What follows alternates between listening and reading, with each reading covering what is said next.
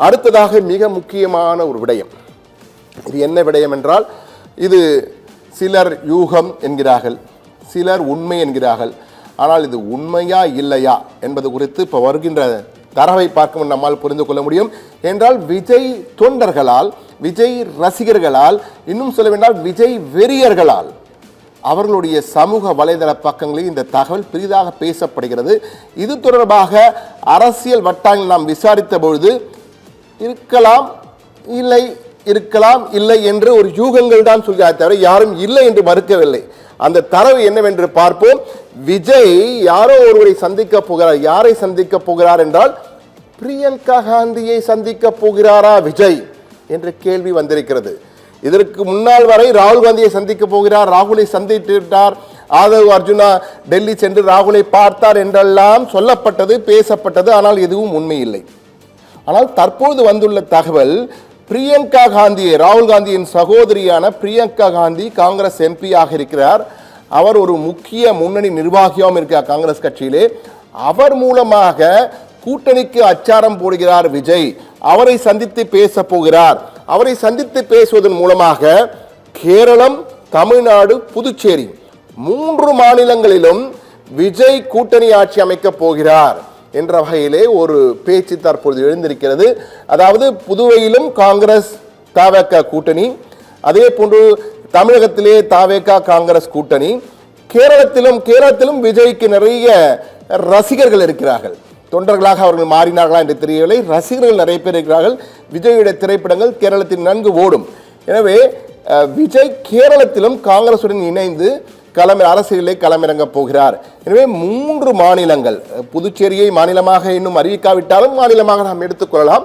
Union பிரதேசமாக இருந்தாலும் மாநிலம் போல்தான் பார்க்கிறார்கள். எனவே தமிழ்நாடு, புதுச்சேரி, கேரளா 3 இடங்களிலும் காங்கிரசுடன் கூட்டணி வைத்து தேர்தலை சந்திக்கலாமா என்ற ஒரு பேச்சுக்காக அவர் பிரியங்கா காந்தியை சந்திக்க போகிறார்.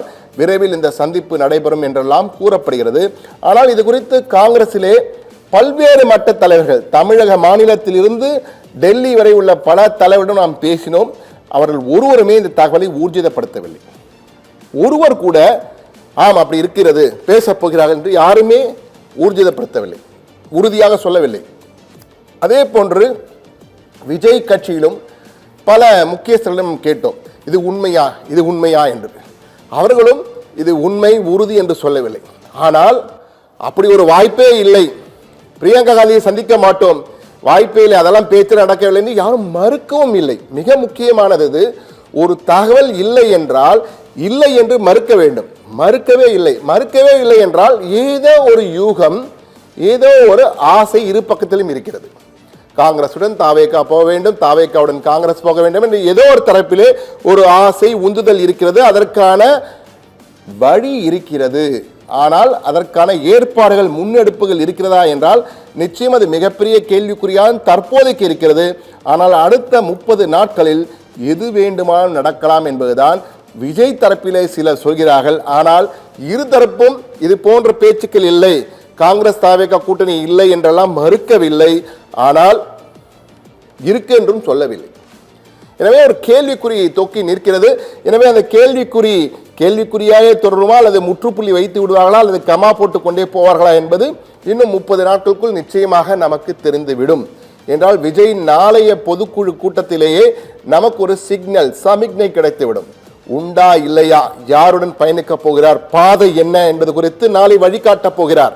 தன் பாதை தனி பாதை என்பதை விஜய் சொல்ல போகிறார். அந்த பாதை தனியாக நிற்கப் போவதற்காகவா அல்லது தனி கூட்டணி அமைக்கப் போகிறாரா என்பதை விளக்கமாக நாளை சொல்லுவார் விஜய் என்று எதிர்பார்க்கப்படுகிறது. மிக முக்கியமான தகவலை பார்த்த நாம் அடுத்து விஜய் களமிறங்க போகிறார், தீவிர அரசியல் குதிக்கப் போகிறார், அடுத்தடுத்த நகர்வுகளை முன்னெடுக்கப் போகிறார். ஆனால் தேர்தல் வரப்போகிறது, என்ன செய்ய போகிறார், எந்த சின்னம் என்ற ஒரு கேள்வி வருகிறது அல்லவா? எனவே விஜய் அந்த வெற்றி யூகத்திலா தனக்காக தேர்வு செய்ய காத்திருக்கும் சின்னம் என்ன என்பதுதான் அடுத்த கேள்வி தொண்டர்கள் மத்தியிலே எழுவதற்கான வாய்ப்பு இருக்கு. தொண்டர்கள் மட்டுமல்ல, மற்ற அரசுக்கு விஜய் என்ன சின்னத்தை போட்டியிடப் போகிறார் என்ற ஒரு கேள்வி, அதை தான் தற்போது நாம் பார்த்து கொண்டிருக்கிறோம். விஜய் கேட்க போகும் சின்னம் என்ன என்றால், தேர்தல் அவர் கிட்டத்தட்ட எவ்வளவு குறைந்தபட்சம் ஒரு 120-130 தொகுதிகளாக போட்டியிடுவார். தனியாக போட்டியிடால் அனைத்து தொகுதியும் போட்டியிடுவார் என ஏற்கனவே சொல்லியிருக்கிறார். எனவே ஒரே சின்னத்தை ஒதுக்க வேண்டும் என தேர்தல் ஆணையத்துக்கு கடிதம் எழுதப் போகிறார் விஜய். அதற்கு தயாராகிவிட்டார்.